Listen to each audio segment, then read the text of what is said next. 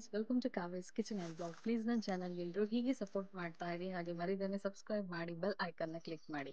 So ಇವತ್ತಿನ ಒಂದು special blog ಅನ್ನು ನಾನು ನಿಮ್ಮ ಜೊತೆ ಶೇರ್ ಮಾಡ್ಕೊಳ್ತಾ ಇದ್ದೀನಿ.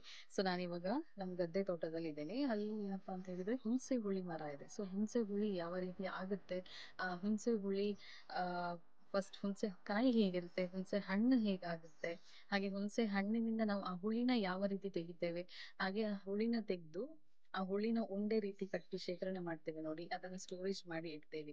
ಸೊ ಅದನ್ನ ಯಾವ ರೀತಿ ಸ್ಟೋರೇಜ್ ಮಾಡಿ ಇಡ್ತೀವಿ ಅಂತ ಪ್ರತಿಯೊಂದು ಸ್ಟೆಪ್ ಬೈ ಸ್ಟೆಪ್ ನಾನು ನಿಮ್ ಜೊತೆ ಶೇರ್ ಮಾಡ್ಕೊಳ್ತಾ ಇದ್ದೀನಿ. ಸೊ ನನ್ನ ವಿಡಿಯೋನ ಇವತ್ತು ಕಂಪ್ಲೀಟ್ ಆಗಿ ಪೂರ್ತಿಯಾಗಿ ನೋಡಿ, ಹಾಗೆ ಮರಿದನೆ ಲೈಕ್ ಮಾಡಿ ಎಲ್ರಿಗೂ ಶೇರ್ ಮಾಡಿ ಅಂತ ಕೇಳ್ಕೊಳ್ತೀನಿ. ಸೊ ಹುಣಸೆ ಹುಳಿ, ಊರಲ್ಲಿ ಬೆಳೆದ ಹುಣಸೆ ಹುಳಿ ಹೇಳ್ಬೇಕಂದ್ರೆ ತುಂಬಾನೇ ಸ್ಟ್ರಾಂಗ್ ಇರುತ್ತೆ, ತುಂಬಾನೇ ಖಡಕ್ ಆಗಿ ಹುಳಿ ಇರುತ್ತೆ, ತುಂಬಾನೇ ಸ್ಟ್ರಾಂಗ್ ಫ್ಲೇವರ್ ಹುಳಿ ಕೊಡುತ್ತೆ ಅಂತ ಹೇಳ್ಬೋದು. ಸೊ ಅದಕ್ಕೆ ಸ್ವಲ್ಪ ಸ್ವಲ್ಪನೇ ಹುಳಿಯನ್ನ ನಾವು ಯೂಸ್ ಮಾಡ್ತೇವೆ. ಸೊ ನಾವು ಬೆಟ್ಟದಿಂದ ತರಿಸುವಂತ ಹುಳಿ, ಅದು ಎಷ್ಟು ಹಾಕಿದ್ರು ನಮ್ಗೆ ಹುಳಿ ಏನು ಜಾಸ್ತಿ ಕೊಡುದಿಲ್ಲ. ಬಟ್ ನಮ್ಮ ಊರಲ್ಲಿ ಬೆಳೆದಂತ ಹುಳಿ ಸ್ವಲ್ಪ ಸ್ವಲ್ಪ ಹಾಕಿದ್ರು ತುಂಬಾನೇ ಇದಾಗುತ್ತೆ. ಸೊ ಅದ್ರ ಲಿಂಕ್ಸ್ ಅನ್ನ ನಾನು ನಿಮ್ ಜೊತೆ ಎಲ್ಲಾನು ಶೇರ್ ಮಾಡ್ಕೊಳ್ತೀನಿ. ಹುಣಸೆ ಹುಳಿ ಮರ ಹೇಗಿರುತ್ತೆ, ಹುಣಸೆ ಕಾಯಿ ಹೇಗಾಗುತ್ತೆ, ಹಾಗೆ ಹುಣಸೆ ಹಣ್ಣು ಹೇಗಾಗುತ್ತೆ, ಹುಣಸೆ ಹಣ್ಣಿನಿಂದ ಆ ಹುಳಿನ ನಾವು ಯಾವ ರೀತಿ ತೆಗಿತೇವೆ, ಹಾಗೆ ಆ ಹುಳಿನ ತೆಗೆದಾದ ಬಿಸಿಲಲ್ಲಿ ಎಷ್ಟು ದಿನ ಒಣಗಿಸ್ಬೇಕು, ಪ್ರತಿಯೊಂದು ಸ್ಟೆಪ್ ಟು ಸ್ಟೆಪ್ ಪ್ರೊಸೀಜರ್ ಜೊತೆ ಶೇರ್ ಮಾಡ್ತೀನಿ. ಸೊ ಈ ವಿಡಿಯೋನ ಕಂಪ್ಲೀಟ್ ಆಗಿ ಎಂಡ್ ತನಕ ನೋಡಿ, ಹಾಗೆ ಎಲ್ರಿಗೂ ಶೇರ್ ಮಾಡಿ, ಹಾಗೆ ಮರಿದೇನೆ ಲೈಕ್ ಮಾಡಿ, ಸಬ್ಸ್ಕ್ರೈಬ್. ಸೊ ನೀವು ಸಬ್ಸ್ಕ್ರೈಬ್ ಮಾಡಿದ್ರೆ ನಾನು ಹಾಕುವಂತ ವಿಡಿಯೋದ ಅಪ್ಡೇಟ್ ಸಿಗುತ್ತೆ, ಹಾಗೆ ನೋಟಿಫಿಕೇಶನ್ ಬರ್ತಿದೆ. ನಾನು ಹಾಕುವಂತ ಹೊಸ ಹೊಸ ವಿಡಿಯೋದ ನಿಮಗೆ ನೋಟಿಫಿಕೇಶನ್ ಕೂಡ ಸಿಗುತ್ತೆ. ಸೊ ಆದಷ್ಟು ಜನ ಹೊಸಬ್ರು ನನ್ನ ಚಾನಲ್ ಅನ್ನು ನೋಡೋದಾದ್ರೆ ಪ್ಲೀಸ್ ನನ್ನ ಚಾನಲ್ಗೆ ಎಲ್ಲರೂ ಹೀಗೆ ಸಬ್ಸ್ಕ್ರೈಬ್ ಮಾಡಿ, ಹಾಗೆ ಮರಿದೇನೆ ಬೆಲ್ ಐಕನ್ನ ಒತ್ತಿ. Okay friends, thank you. ಇವಾಗ ನಾನು ನಿಮ್ಮ ಜೊತೆ ಆ ಗ್ಲಿಮ್ಸ್ ಅನ್ನ ಶೇರ್ ಮಾಡ್ಕೊಳ್ತೀನಿ. ಓಕೆ, ಇವಾಗ ಆ ಗ್ಲಿಮ್ಸ್ ಅನ್ನ ಸೊ ಇವಾಗ ನೀವು ಇಲ್ಲಿ ನೋಡ್ತಾ ಇರ್ಬೋದು, ಇದು ಹುಣಸೆ ಕಾಯಿ. ಹಾಗೆ ನೋಡಿ ಈ ರೀತಿ ಮರದಲ್ಲಿ ಹುಣಸೆ ಕಾಯಿ ಇರುತ್ತೆ. ಇದು ಹುಣಸೆ ಹಣ್ಣು ನೋಡಿ, ಹಣ್ಣಾಗಿರೋದು ಈ ರೀತಿ ಇರುತ್ತೆ. ಸೊ ಇವಾಗ ನಾನು ನಿಮಗೆ ತೋರಿಸುತ್ತಿರುವಂತಹ ವಿಡಿಯೋ ಇದು ಹುಣಸೆ ಮರ, ಹಾಗೆ ಹುಣಸೆ ಕಾಯಿ ಇರುವಾಗ ನಾನಿದು ಶೂಟಿಂಗ್ ಮಾಡಿರುವಂತಹ ಒಂದು ಗ್ಲಿಮ್ಸ್. ಸೊ ನಿಮ್ಗೆ ನೋಡ್ತಾ ಇರ್ಬೋದು, ಕ್ಯಾಮರಾ ಝೂಮ್ ಮಾಡ್ತಾ ಇದ್ದೇನೆ. ಸೊ ಕಾಣ್ತಾ ಇದೆ ಹುಣಸೆ ಕಾಯಿ. ಸೊ ಇವಾಗ ನಾನು ನಿಮಗೆ ತೋರಿಸುವಂತಹ ಒಂದು ವಿಡಿಯೋ ಇದು ಹುಣಸೆ ಹಣ್ಣಾಗಿರುವ ವಿಡಿಯೋನ ನಾನು ನಿಮ್ಮ ಜೊತೆ ಶೇರ್ ಮಾಡ್ಕೊಳ್ತಾ ಇದ್ದೀನಿ. ಸೊ ಇವಾಗ ಇಲ್ಲಿ ನೋಡ್ತಾ ಇರ್ಬೋದು, ನಾವು ಒಂದು ದೊಡ್ಡ ದೋಟಿ ಇಟ್ಕೊಂಡು ಅದಕ್ಕೊಂದು ಕತ್ತಿ ಕಟ್ಕೊಂಡು ಒಂದು ಕೊಂಬೆಗೆ ಈ ರೀತಿ ಕತ್ತಿನ ಸಿಕ್ಕಿಸ್ಕೊಂಡು ಈ ರೀತಿ ದೋಟಿನ ಅಲ್ಲಾಡಿಸ್ತಾ ಇದ್ದೀವಿ. ಅದು ನೋಡಿ ಹಣ್ಣಾಗಿರುವಂಥ ಹುಣಸೆ ಕಾಯಿ, ಹುಣಸೆ ಹಣ್ಣು ನೋಡಿ ಈ ರೀತಿ ಕೆಳಗಡೆ ಬೀಳ್ತಾ ಇರುತ್ತೆ. ಈ ರೀತಿ ಕೋಲಿಗೆ ಒಂದು ಕತ್ತಿಯನ್ನು ಕಟ್ಕೊಂಡು ನೋಡಿ ಈ ರೀತಿ ಕೊಂಬೆಗೆ ಸಿಕ್ಕಿಸ್ಕೊಂಡು ಅದರ ಕೊಂಬೆನ ಅಲ್ಲಾಡಿಸಬೇಕು. ನೋಡಿ ಈ ರೀತಿ ಅಲ್ಲಾಡಿಸುವಾಗ ಹಣ್ಣಾಗಿರುವಂಥ ಹುಣಸೆ ಹಣ್ಣು ನೆಲಕ್ಕೆ ಬೀಳುತ್ತೆ.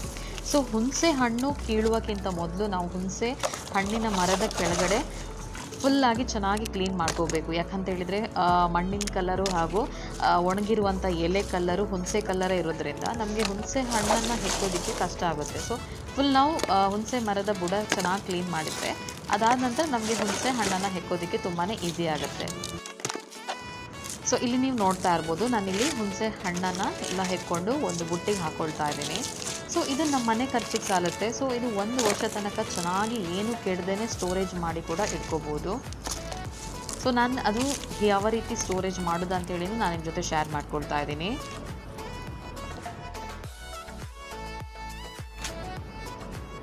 ಸೊ ಇಲ್ಲಿ ನೀವು ನೋಡ್ತಾ ಇರ್ಬೋದು, ಒಂದು ಕೋಲಲ್ಲಿ ಕತ್ತಿನ ಕಟ್ಕೊಂಡು ನೋಡಿ ಈ ರೀತಿ ಕೊಂಬೆಗೆ ಸಿಕ್ಕಿಸ್ಕೊಂಡು ಆ ಮರನ ಅಲ್ಲಾಡಿಸ್ತಾ ಇದ್ದೀವಿ. ಅಲ್ಲಾಡಿಸುವಾಗ ಹಣ್ಣಾಗಿರುವಂಥ ಹುಣಸೆ ಹಣ್ಣು ನೆಲಕ್ಕೆ ಬೀಳುತ್ತೆ. ಸೊ ಅದು ನಮಗೆ ನೋಡಿ ಈ ರೀತಿ ಬೀಳುತ್ತೆ. ಅದು ಬಿದ್ದ ಹಣ್ಣನ್ನು ನಾವು ಹೆಕ್ಕಿ ಬುಟ್ಟಿಗೆ ಹಾಕೋಬೇಕು. ಇದು ನಮ್ಮ ಮನೆಯಲ್ಲಿರುವಂಥ ಒಂದು ಸಣ್ಣ ಹುಣಸೆ ಮರ. ನೀವು ಕೆಲವು ಹುಣಸೆ ಮರನ ನೋಡಿರ್ಬೋದು, ತುಂಬ ದೊಡ್ಡದಾದ ಗಾತ್ರದಲ್ಲಿರುತ್ತೆ. ಬಟ್ ಇದು ತುಂಬಾ ಸಣ್ಣ ಹುಣಸೆ ಮರ. ಸೊ ಇಲ್ಲಿ ನೋಡ್ತಾ ಇರ್ಬೋದು, ನನ್ನ ಮಾವನವರು ಹುಣಸೆ ಹಣ್ಣನ್ನು ಕೀಳ್ತಾ ಇದ್ದಾರೆ, ಅದನ್ನು ನಾನು ಹೆಕ್ತಾ ಇದ್ದೀನಿ. ಸೊ ನನ್ನ ಮಾವನವರಿಗೆ ಕೃಷಿಯಲ್ಲಿ ತುಂಬಾ ಆಸಕ್ತಿ, ಹಾಗೆ ನನಗೂ ತುಂಬಾ ಇಂಟ್ರೆಸ್ಟ್ ಕೃಷಿಯಲ್ಲಿ. ಸೊ ನನ್ನ ಮಾವನ ಮನೆಗೆ ಹೋದಾಗ ನಾನು ಕೃಷಿಯಲ್ಲಿ ಏನಾದರೂ ಒಂದು ಮಾಡ್ತಾ ಇರ್ತೀನಿ, ನೋಡ್ತಾ ಇರ್ತೀನಿ, ಹೊಸದಾಗಿ ಕಲಿತಾ ಇರ್ತೀನಿ, ಏನಾದರೂ ಮಾಡುವ ಅಂತ ಒಂದು ಇಂಟ್ರೆಸ್ಟ್ ಬರುತ್ತೆ. ಗಿಡ ನೆಡೋದ್ರಲ್ಲಿ ಆಗಲಿ ಪ್ರತಿಯೊಂದು ಕೆಲಸದಲ್ಲೂ. ಸೊ ಇವಾಗ ಇಲ್ಲಿ ನೀವು ನೋಡ್ತಾ ಇರ್ಬೋದು, ನಾವು ಹುಣಸೆ ಹಣ್ಣನ್ನು ಆಲ್ರೆಡಿ ಕೊಯ್ದಾಗಿದೆ.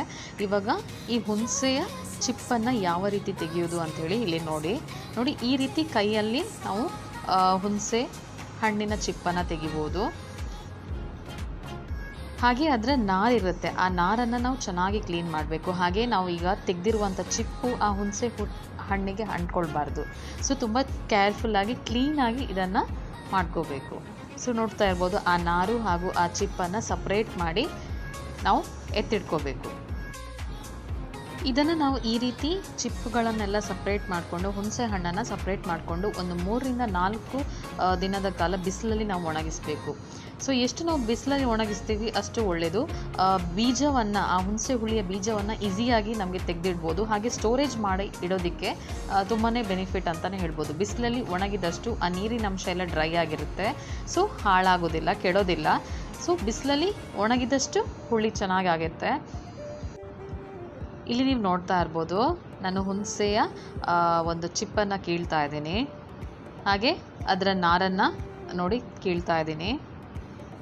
ಸೊ ಇದು ಈಸಿ ಪ್ರೊಸೀಜರ್ ಅಂತಲೇ ಹೇಳ್ಬೋದು, ಹುಣಸೆಯ ಚಿಪ್ಪನ್ನು ಕೀರೋದು ಹಾಗೆ ನಾರನ್ನು ತೆಗೆಯೋದು.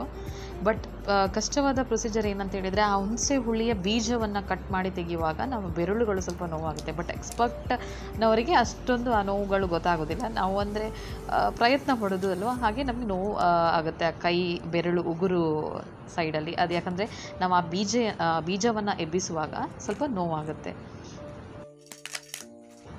ಕೆಲವು ಹುಣಸೆ ಹಣ್ಣು ತುಂಬಾ ಚೆನ್ನಾಗಿರುತ್ತೆ, ತುಂಬ ಬೇಗನೆ ಆ ಒಂದು ಚಿಪ್ಪು ಹೊರಗೆ ಬರುತ್ತೆ, ಹಾಗೆಯೇ ಆ ನಾರು ಈಸಿಯಾಗಿ ಬರುತ್ತೆ. ಹಾಗೆ ಹುಣಸೆ ಹುಳಿನೂ ಕಟ್ ಮಾಡ್ಕೊಳ್ಳುವಾಗ, ಬೀಜ ತೆಗೆಯುವಾಗ ತುಂಬ ಈಸಿಯಾಗಿ ಹೊರಗಡೆ ಬರುತ್ತೆ. ಕೆಲವೊಂದು ಸಲ ಹುಣಸೆ ಹುಳಿ ತುಂಬಾ ಗಟ್ಟಿಯಾಗಿರುತ್ತೆ.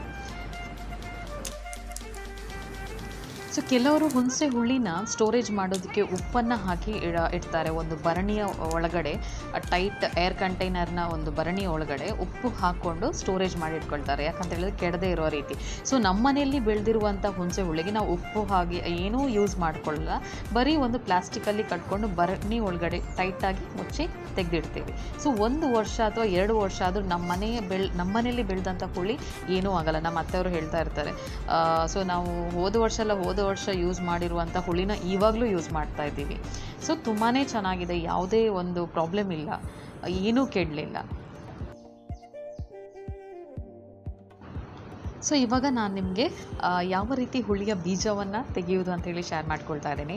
ಸೊ ಇದು ಒಂದು 2 ರಿಂದ 3 ದಿನದ ಕಾಲ ನಾವು ಬಿಸಿಲಲ್ಲಿ ಒಣಗಿಸಿರುವಂಥ ಒಂದು ಹುಣಸೆ ಹುಳಿ. ಕೆಲವರು ಮುಟ್ಟತ್ತಿ ಅಂತ ಹೇಳ್ತಾರೆ ತುಳುವಲ್ಲಿ. ಆ ಮುಟ್ಟತ್ತಿಯಲ್ಲಿ ತುಂಬಾ ಈಸಿಯಾಗಿ ಕ್ವಿಕ್ಕಾಗಿ ತೆಗೆದು ಬಿಡ್ತಾರೆ, ಬಟ್ ಅದು ನನಗೆ ಅಭ್ಯಾಸ ಇಲ್ಲ. ಬಟ್ ನಾನು ಎಲ್ಲೆಲ್ಲ ಹುಣಸೆ ಬೀಜ ಇರುತ್ತೆ ನೋಡಿ, ಅಲ್ಲಿ ಈ ರೀತಿ ಚಾಕುವಲ್ಲಿ ಕಟ್ ಮಾಡಿಕೊಂಡು ಅದನ್ನು ಹುಣಸೆ ಬೀಜನ ನೋಡಿ ಈ ರೀತಿ ಎಬ್ಬಿಸ್ತಾ ಇರ್ತೀನಿ. ಸೊ ನನಗೆ ಇದು ಈಸಿ ಆಗುತ್ತೆ, ಚಾಕುವಲ್ಲಿ ಕಟ್ ಮಾಡಿಕೊಂಡು ಹುಣಸೆ ಬೀಜನ ಕೀಳೋದಕ್ಕೆ.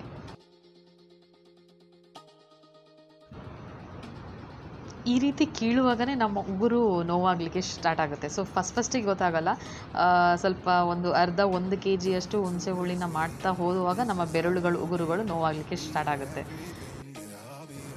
ಸೊ ಮೆಟ್ಟು ಕತ್ತಿಯಲ್ಲಿ ಕೀಳುವಾಗ ತುಂಬಾ ಈಸಿಯಾಗಿ ಕೀಳ್ತಾರೆ, ಅದು ತುಂಬಾ ಕ್ವಿಕ್ಕಾಗಿ ಆಗುತ್ತೆ ಅಂತಲೂ ಹೇಳ್ತಾರೆ. ಮೆಟ್ಟು ಕತ್ತಿ ಅಂತ ಹೇಳ್ಬೋದು, ಅದರಲ್ಲಿ ಈಸಿಯಾಗಿ ಕೀಳ್ಬೋದು ಅಂತಲೂ ಹೇಳ್ಬೋದು. ಸೊ ಈ ರೀತಿ ಕೀಳಿದ ನಂತರ ಇದನ್ನು ನಾವು ಟೈಟಾಗಿ ಒಂದು ಉಂಡೆನ ಕಟ್ಕೊಳ್ಬೇಕು. ಸೊ ಎಲ್ಲ ಬೀಜಗಳನ್ನು ತೆಗೆದಾದ ನಂತರ ಈ ರೀತಿ ಒಂದು ಟೈಟಾಗಿ ನಾವು ಉಂಡೆನ ಕಟ್ಕೊಂಡು ಒಂದು ಏರ್ ಕಂಟೈನರ್ ಹೋಗದೇ ಇರುವಂಥ ಒಂದು ಡಬ್ಬೆ ಅಥವಾ ಒಂದು ಭರಣಿ ಅಂತ ಹೇಳ್ತಾರೆ, ಮಣ್ಣಿನ ಭರಣಿ. ಸೊ ನಮ್ಮ ಅತ್ತೆಯವರ ಮಣ್ಣಿನ ಭರಣಿಯಲ್ಲಿ ಸ್ಟೋರೇಜ್ ಮಾಡಿ ಇಡ್ತಾರೆ. ಈ ರೀತಿ ಬೀಜಗಳನ್ನೆಲ್ಲ ಸಪ್ರೇಟ್ ಮಾಡಿಕೊಂಡು ಒಂದು ಅರ್ಧ kg ಅಥವಾ 1 kg ಮಾಡಿಕೊಂಡು ಟೈಟ್ ಕಂಟೈನರಲ್ಲಿ ನಮ್ಮ ಅತ್ತೆಯವರು ಸ್ಟೋರೇಜ್ ಮಾಡಿ ಇಡ್ತಾರೆ, ಅಥವಾ ಭರಣಿಯಲ್ಲಿ ಸ್ಟೋರೇಜ್ ಮಾಡಿ ಇಡ್ತಾರೆ. ಯಾವುದೇ ಒಂದು ಉಪ್ಪನ್ನು ಬೆರೆಸಲ್ಲ. ಕೆಲವರು ಉಪ್ಪನ್ನು ಬೆರೆಸ್ತಾರೆ ಹುಳಿ ಹಾಳಾಗಬಾರ್ದು ಅಂತೇಳಿ, ಬಟ್ ನಮ್ಮ ಮನೆಯಲ್ಲಿ ಬೆಳೆದಿರುವಂಥ ಹುಳಿ ನಾವು ಯಾವುದೇ ಕಾರಣಕ್ಕೂ ಉಪ್ಪನ್ನು ಬೆರೆಸಲ್ಲ, ಬರೀ ಆ ರೀತಿಯೇ ಟೈಟ್ ಕಂಟೈನರಲ್ಲಿ ಸ್ಟೋರೇಜ್ ಮಾಡಿರ್ತಾರೆ. ಸೊ 2 ವರ್ಷ ಆದರೂ ನಮ್ಮ ಮನೇಲಿ ಬೆಳೆದಂಥ ಹುಳಿ ಯಾವುದೇ ಕಾರಣಕ್ಕೆ ಇಲ್ಲಿವರೆಗೂ ಏನೂ ಕೆಡಲಿಲ್ಲ, ಹಾಗೇ ಟೇಸ್ಟ್ ಇರುತ್ತೆ. ಸೊ ಇಲ್ಲಿ ನೋಡ್ತಾ ಇರ್ಬೋದು, ಇದು ಹುಣಸೆ ಬೀಜ. ಕೆಲವರು ಈ ಹುಣಸೆ ಬೀಜನ ಚೆನ್ನಾಗಿ ಫ್ರೈ ಮಾಡಿಕೊಂಡು ಹಾಗೆ ತಿಂತಾರೆ, ಅದು ತುಂಬಾ ಚೆನ್ನಾಗಿರುತ್ತೆ. ಹಳೆ ಕಾಲದಲ್ಲಿ ಇದೂ ಒಂಥರ ಡಿಫ್ರೆಂಟ್ ಸ್ನ್ಯಾಕ್ಸ್ ಆಗಿತ್ತು.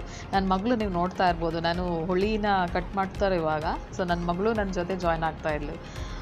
ಸೊ ನೋಡಿ, ಈ ರೀತಿ ಉಂಡೆನ ಕಟ್ಕೊಂಡು ಸ್ಟೋರೇಜ್ ಮಾಡಿ ಎತ್ತಿಟ್ಕೊಳ್ತಾರೆ ನಮ್ಮ ಅತ್ತೆ. ನೋಡಿ ಅದೊಂದು ಅರ್ಧ KGಯಷ್ಟು ನಾನು ಮಾಡಿಟ್ಕೊಂಡಿದ್ದೀನಿ. ಸೊ ಹುಳಿ ಹಾಳಾಗದೆ ಸ್ಟೋರೇಜ್ ಮಾಡಿ ಇಡುವಂಥದ್ದು, ಕೆಲವರು ಉಪ್ಪನ್ನು ಯೂಸ್ ಮಾಡಿಕೊಂಡು ಸ್ಟೋರೇಜ್ ಮಾಡ್ತಾರೆ. ಬಟ್ ನಮ್ಮ ಮನೆಯಲ್ಲಿ ನಾವು ಉಪ್ಪು ಯಾವುದೇ ಒಂದು ಆ್ಯಡ್ ಮಾಡ್ಕೊಳ್ಳಲ್ಲ. ಹುಳಿನ ಸ್ಟೋರೇಜ್ ಮಾಡ್ಕೊಳ್ಳುವಾಗ ಚೆನ್ನಾಗಿ ಪ್ಲಾಸ್ಟಿಕ್ ಕವರಲ್ಲಿ ಕಟ್ಕೊಂಡು ಟೈಟ್ ಕಂಟೈನರ್ ಅಥವಾ ಭರಣಿಯಲ್ಲಿ ನಾವು ಮುಚ್ಕೊಂಡು ತೆಗೆದಿಡ್ತೇವೆ. ಸೊ ಅದು ಯಾವುದೇ ಕಾರಣಕ್ಕೂ ಕೆಡೋದಿಲ್ಲ. ಸೊ ಇದು ನಾನು ನಿಮಗೆ ಕೊಡುವಂಥ ಟಿಪ್ಸ್. ಸೊ ಫ್ರೆಂಡ್ಸ್, ಇವಾಗ ನೋಡಿದ್ರಲ್ಲ ಹುಣಸೆ ಹಣ್ಣಿನಿಂದ ಹುಣಸೆ ಬೀಜ ತೆಗೆದು ಹುಣಸೆ ಹುಳಿನ ಯಾವ ರೀತಿ ಉಂಡೆ ಮಾಡೋದಂತೇಳಿ. ಸೊ ಹೀಗೆ ನಾನು ಹೊಸ ಹೊಸ ರೆಸಿಪಿ ಹಾಗೆ ಹೊಸ ಹೊಸ ವ್ಲಾಗನ್ನು ನಾನು ನಿಮ್ಮ ಜೊತೆ ಶೇರ್ ಮಾಡ್ಕೊಳ್ತೀನಿ. ಸೊ ಆದಷ್ಟು ಜನ ನನ್ನ ಚಾನಲ್ಗೆ ಹೀಗೆ ಸಪೋರ್ಟ್ ಮಾಡ್ತಾ ಇರಿ, ಸಬ್ಸ್ಕ್ರೈಬ್ ಮಾಡಿ ಮರಿದೇನೆ ಎಲ್ರಿಗೂ ಶೇರ್ ಮಾಡಿ. Thank you friends.